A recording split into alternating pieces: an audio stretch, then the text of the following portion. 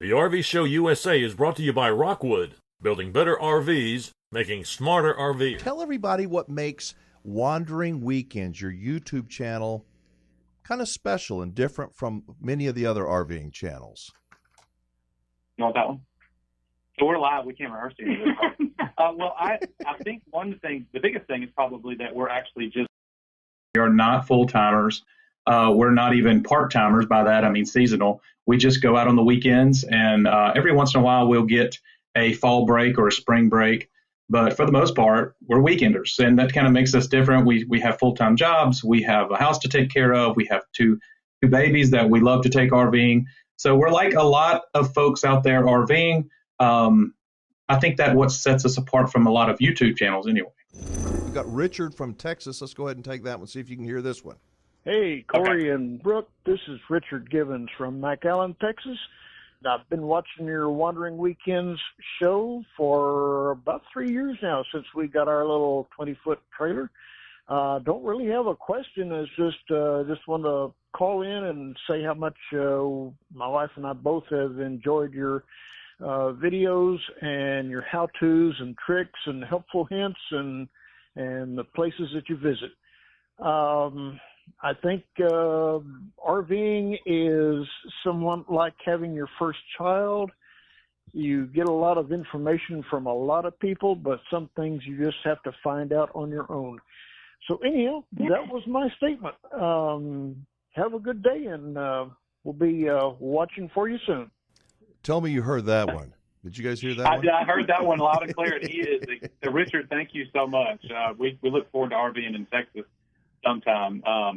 He is exactly right about the first child. That is great. Yeah, I mean, most of our videos, we just try to tell you how we do it, but in reality, you're going to find out how you like to do it. So it's kind of a stepping stone, I guess. That's right, yeah. And you live and you learn when you're RVing. Oh, man, don't you? You know, there's so many extremes. On one extreme, you've got the person that just goes out and buys the first RV they see because they love it, and most of the time that's a mistake because they bought it too quickly. And then on the other end of the spectrum, you've got the person that analyzes everything and never makes a decision and never buys one, and then they're out too. So somewhere in between there, I think, is where you need to find your sweet spot. Yeah, I agree 100%. 100%. We've got people that'll say, because, you know, all of these RVs have their little quirks, I guess you could call them. Yeah. And they're just convinced that they're going to have quirks, they're not going to buy one. And I'm just like, well, that might be a good idea, because if you're disappointed in a quirk here or there, you're going to be disappointed. Yeah, I get quite a few phone calls from people that not lots, but some that it just breaks my heart. But I have to tell them, I don't think RVing is really for you, and try to explain why. And you know, if someone is they're not mechanically challenged, they don't want to do any maintenance, they just want to go and have fun and travel. A lot of people are like that. RVing, it does take some maintenance. You do have to take care of things, or you're going to pay the price. You know, you're either going to fix it now or you're going to fix it later. Yeah, well, a lot of times those later fixes are more money. Amen. But it has to be a passion. Basically, it's more than a hobby. It has to be a passion. Yep. Let's take another caller. Let's go to. Hey, this is the Jodester. I am from Putnam, Connecticut. I am one half of the Bates Motel. We get a grand design. I want to leave a message for Cory and Brooke, and I want to let them know that video that they made about what campers think when you're pulling in cracked me up. And that's what kind of got me to start following them guys. And I think I've watched every video at least twice. And I recently want to give a little personal information, is that I have recently changed toilet paper due to their recent toilet paper video, single ply, great value. Love it, because I was using the same toilet paper that they do, the Scott RV. All right, thanks, guys, and keep up the good work, and enjoy your camping gear. Congrats on the house, too. That's nice. Look at you, Cory. Look So at you, all snazzy. Joester, you mean to tell me that you spent 12 minutes watching that old boy from Wandering Weekends working on toilet paper? You got to be kidding me, man. Come on now. Just kidding, man. Thanks, Jody. We appreciate that. I had a feeling somebody was going to bring that video up. That's a popular video of ours. And so describe it for people that didn't see it, because it's hilarious. So I dressed up as this guy. What did we name him? His wife's name is Myrtle. And so I dressed up as this guy, and it's what people are saying as you come into the campground. So, you know, one of them's a huge fifth wheel, and the guy's like, I didn't get that thing through them roads, you know. So, I mean, we always have these comments and thoughts when we see, you know, campers coming into the campground. So, no, it's nothing bad. It's just malicious. No, it's not malicious at all. It's all satire. Yeah. So. And what about the toilet paper?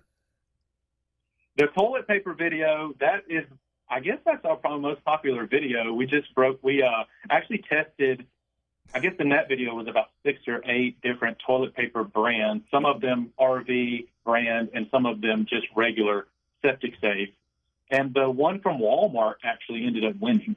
So that's a really popular video of ours. Yeah, it's funny. I never thought we'd be the toilet paper people, but we've definitely been recognized as the toilet paper people. Yeah, we're the toilet paper couple. Yeah. So how often do you guys produce a video, Cory and Brooke? Well, we try to do it about once a week. And so, you know, obviously the YouTube for us is as a hobby. And so almost always we get at least one video out a week, sometimes more than that. I think we've gone as long as 2 weeks without, but I'd say almost always at least a week. Yeah, we've probably been a little slower lately with the move to the new house. But, yeah, we try to be very consistent once a week. And with the frequency that we try to visit state parks, it usually gives us a good review video at least once a month. How many many hours you think you put into doing a video? And talk to me, because we have a lot of people listening, a lot of people watching that are thinking to themselves, I want to do that. I want to start a YouTube channel and make lots of money. Talk about that. Whoa, well, you can start a YouTube channel or you can make lots of money. I don't know if they go hand in hand.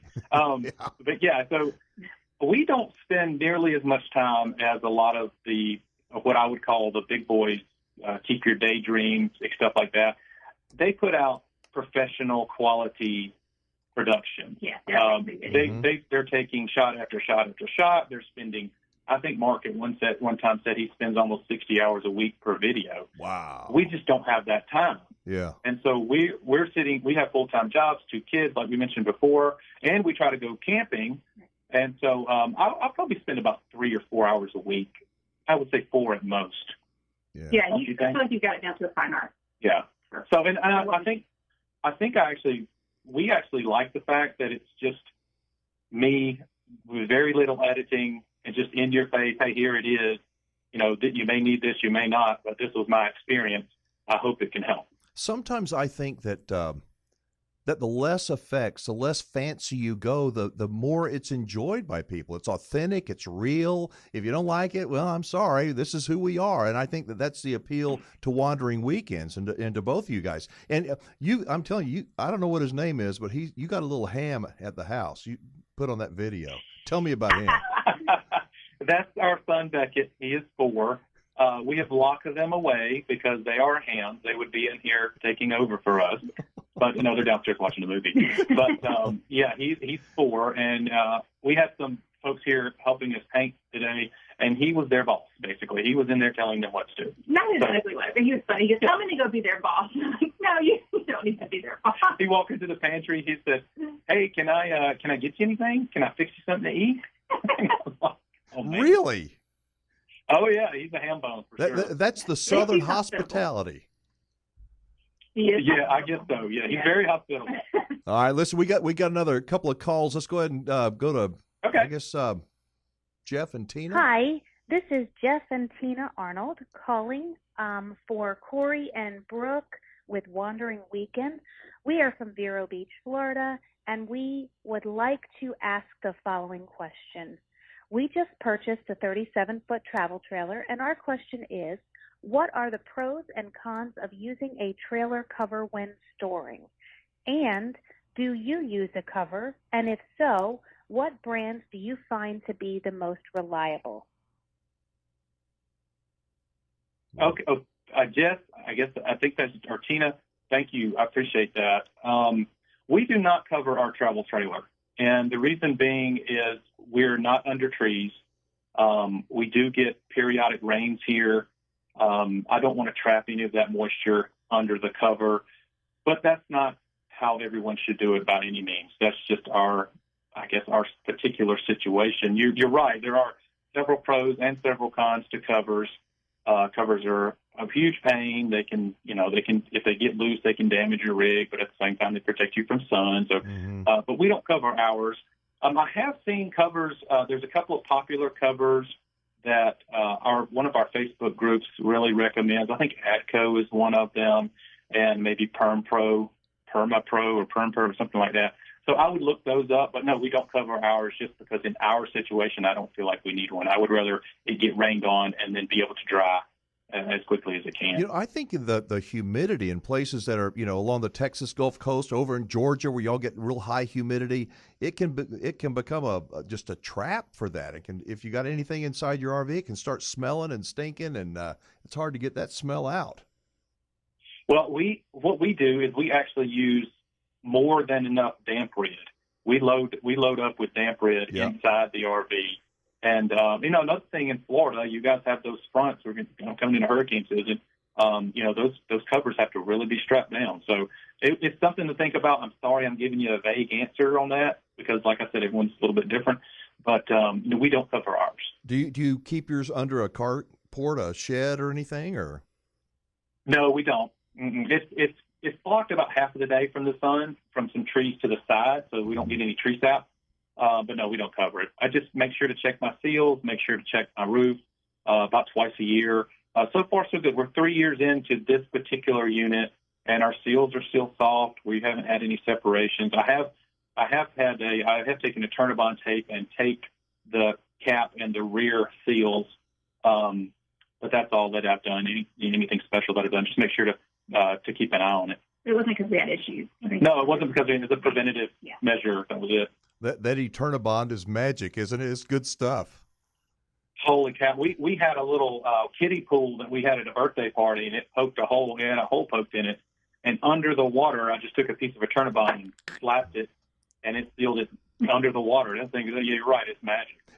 Whenever you put it down, you better not want to get it back up. That's the problem. Oh, no. No, not at all. Not at all. That is for sure. All right, let's take another call. Hi, my name is Heidi Bates. I'm one half of the Bates Motel camping group. I am calling from Putnam, Connecticut, and my question is for Cory and Brooke, the Wandering Weekenders. My husband and I, Jody, from the Bates Motel, have been following you guys for quite some time. We're owners of a Grand Design Imagine. Your videos and your information have been extremely helpful over the past year or so that we've been traveling quite a bit. So my question to you both for your upcoming show is, what is the importance of an RV GPS and also recommendations for one? We did have one. We went cheap on it. And last year we ended up in downtown New York with our trailer, which in total was 54 feet of camper and truck. Luckily, we navigated out of New York City, and we are still married, so that's the good thing. So yeah, that's my question to you is recommendations for a good RV GPS, and how important do you think it is? Look forward to more videos, and hopefully we get to meet you guys soon on the road. Take care. Bye-bye. You know what? Before you answer, I'm sure, Heidi, that your husband made the decision to go into New York City with your RV. He had to take full credit for that, I'm sure. Wouldn't you think, Cory? Well, I've done the same thing. Not New York, but maybe even worse. I'll let Brooke tell that story. This is true. So we've had a similar story. So we're headed to Skidaway Island, and we're on the highway, and we run into a little traffic, and I'm following Cory pulling the trailer. He's pulling the trailer because I was going to have to leave early to go back to work. We're getting very close to our destination. And we are so close. And I'm like, all right, we're not far. We're on the highway. And we notice it's slowing down. And I'm thinking, that's okay. And then I noticed Cory turns on his turn signal, and he has decided that he's going to select the reroute. I don't want to sit in traffic, right? So, I mean, who would? No patience, right? So we end up going through historic downtown Savannah with the squares and the bumpy streets, and it was a mess. It was a mess. And Savannah is an old town with narrow streets and huge live oaks, probably scraping the top of our RV. Spanish moss was just right over the RV. It was really bad. So we could use the GPS. Absolutely. RV. We don't have an RV GPS down here in the southeast.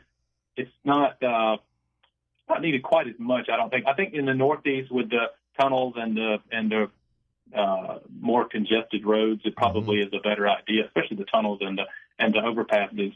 But I see a lot of people mentioning the Garmin 770. There's an RV program on that one that'll let you know all of your underpasses. But yeah, I'm not sure.